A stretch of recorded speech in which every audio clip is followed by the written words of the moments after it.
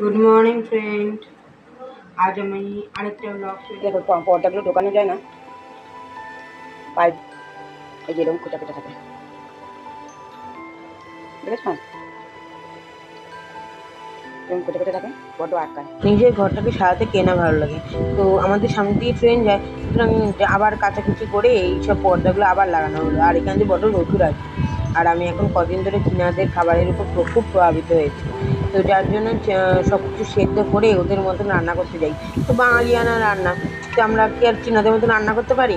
যাই হোক, আমাদের সেই পেঁয়াজ রসুন বেটে সব মিলিয়ে একটা পাতাগুলোর ওপরের পাতাগুলো দিয়ে বেশ ভালো মতন একটা সুন্দর ঝোল মতন করে আজকে একাদশ ছিল, মাছ দিয়ে করে ফেললাম। আর এটা আমার জিন্সের প্যান্ট ছিল, কটের প্যান্ট। এই কটের প্যান্টটাকে ভালো করে কেটে কুটে তুলোটাও বেরিয়ে গেছিলো, বালিশের ওয়ার পুরো ছিঁড়ে গেছিলো।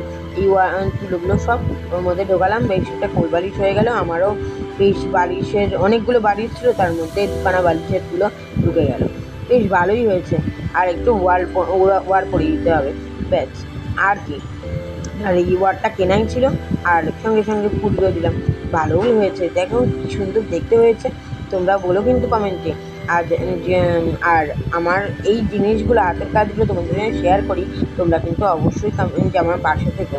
আর রাত্রিবেলা এই যে কটকটি মোনাক্কা শুরু করে দিলাম, তো সন্ধে হলে একটু খেতে ইচ্ছা করে, তাই তৈরি করে ফেললাম। আজ আসছি অন্য ভিডিও নিয়ে আবার আসবো।